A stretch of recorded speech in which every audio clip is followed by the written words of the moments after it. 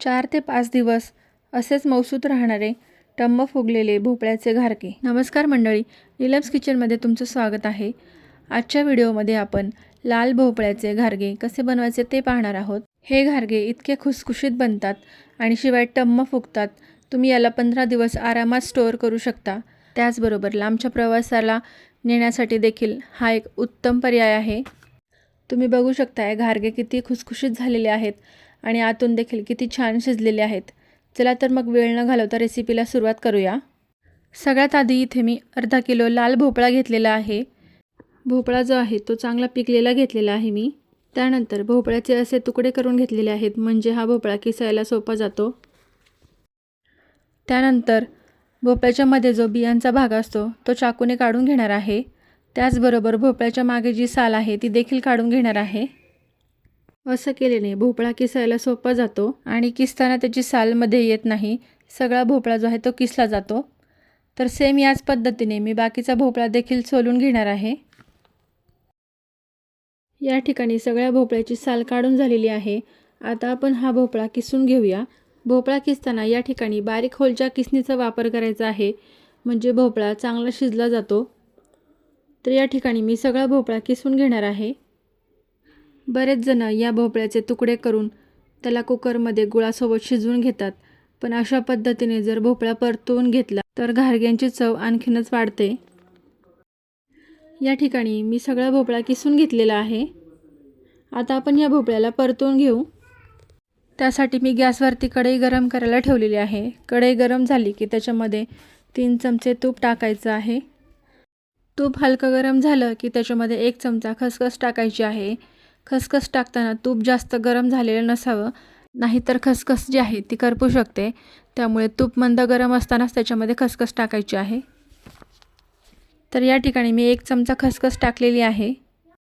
एक 5 ते 6 सेकंद खसखस परतली की त्याच्यामध्ये किसलेला भोपळा सगळा टाकून द्यायचा आहे. त्यानंतर भोपळा जो आहे तो सगळा मिक्स करून घ्यायचा आहे आणि याला एक 7 ते 8 मिनिट चांगलं मोठ्या गॅसवरती परतवून घ्यायचं आहे.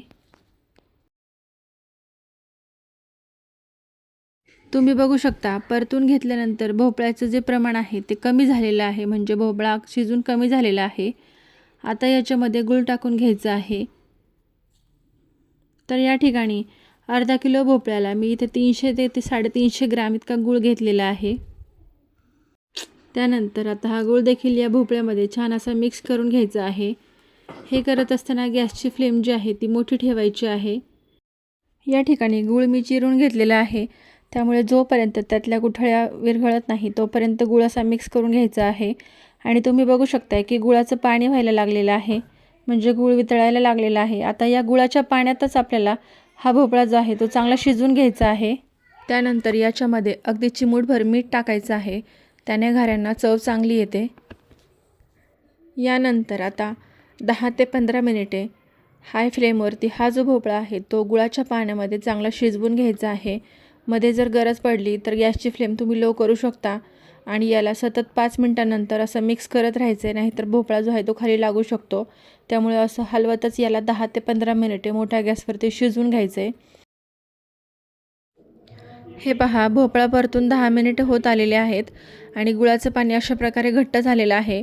आता याच्यामध्ये आणखीन थोडंसं मला पाणी वाटतं आहे गुळाचं, त्यामुळे मी याला आणखीन 5 मिनिटं परतणार आहे. जर हे आपण असंच पातळ मिश्रण ठेवलं तर याच्यामध्ये गव्हाचं जे पीठ आहे ते जास्त बसेल आणि आपल्या ज्या भोपळ्याच्या घाऱ्या आहेत त्या फिक्या फिक्या लागतील, गोड लागणार नाहीत. आता या स्टेजला याच्यामध्ये 1 चमचा वेलची पावडर आणि पाव चमचा जायफळ पावडर टाकायची आहे. त्यानंतर परत एकदा सगळं मिश्रण मिक्स करून घ्यायचं आहे आणि याला आणखीन 5 मिनिटं शिजवून द्यायचं आहे.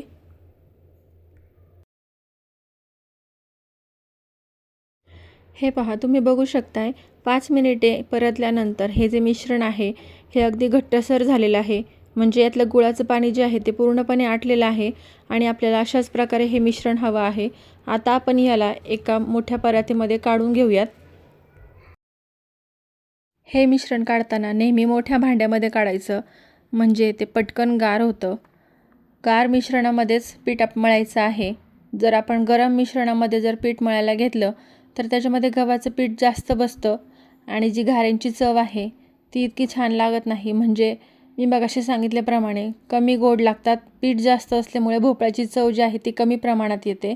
त्यामुळे पीठ मळताना मिश्रण पूर्णपणे गार झाल्यानंतरच पीठ मळायचं आहे. आता हे जे मिश्रण आहे ते मी पसरवून ठेवलेलं होतं अर्ध्या तासानंतर. तुम्ही बघू शकता हे पूर्ण गार झालेलं आहे आणि गार झाल्यानंतर हे आणखीनच घट्ट झालेलं आहे आणि आपल्याला पीठ मळण्यासाठी अशीच कन्सिस्टन्सी हवी आहे. तर आता आपण पीठ मळायला घेऊया.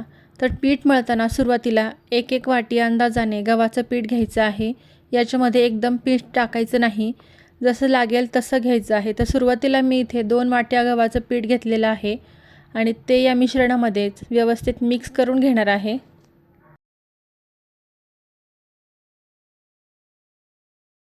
हे पहा, तुम्ही बघू शकता. आता हे मिश्रण जे आहे ते मला थोडंसं ओलसर वाटत आहे, त्यामुळे मी आणखी 2 वाट्या गव्हाचं पीठ याच्यामध्ये ॲड केलेलं आहे आणि आता हे देखील याच्यामध्ये चांगलंसं मिक्स करून पिठाचा गोळा मळून घेणार आहे.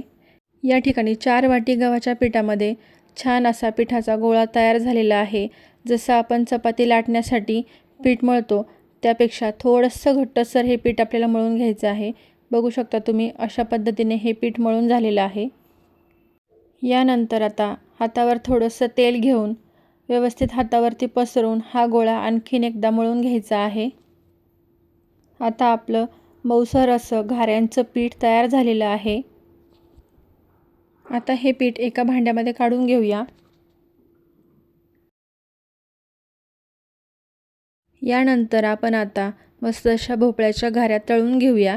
त्यासाठी मी कढईमध्ये तेल गरम करण्यासाठी ठेवलेलं आहे आणि दुसरीकडे मी आता घाऱ्या लाटायला घेणार आहे. त्यासाठी मी एक मोठा गोळा घेतलेला आहे पिठाचा.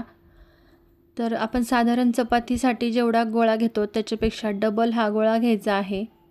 तुम्ही याच्या सिंगल पुऱ्या देखील करू शकता, पण मला अशी पद्धत सोपी वाटते कारण एका वेळी जास्त पुऱ्या होतात, त्यामुळे मी अशाच प्रकारे करते.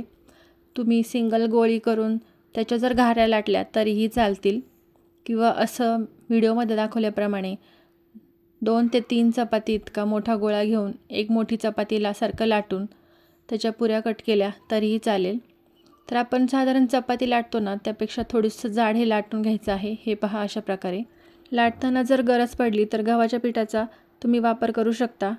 त्याने पीठ जे आहे ते पोळपाटावर चिकटणार नाही. पुरी कट करण्यासाठी मी अशा प्रकारे हे डब्याचं झाकण घेतलेलं आहे. तुम्हाला ज्या साईजच्या पुऱ्या कट करायच्या आहेत त्या साईजचं तुम्ही झाकण घेऊन या पुऱ्या कट करू शकता. तर हे पहा, एका वेळेला माझ्या 3 घाऱ्या कापून झालेल्या आहेत. आता मी याला तळून घेणार आहे आणि या घाऱ्यांची थिकनेस जर तुम्ही बघाल तर अगदी आपल्याला हवी तशी आली आहे. म्हणजे जास्त जाड किंवा जास्त पातळ नाही, अगदी आपल्याला हवी तशी आहे. चला तर आता यांना तळून घेऊया.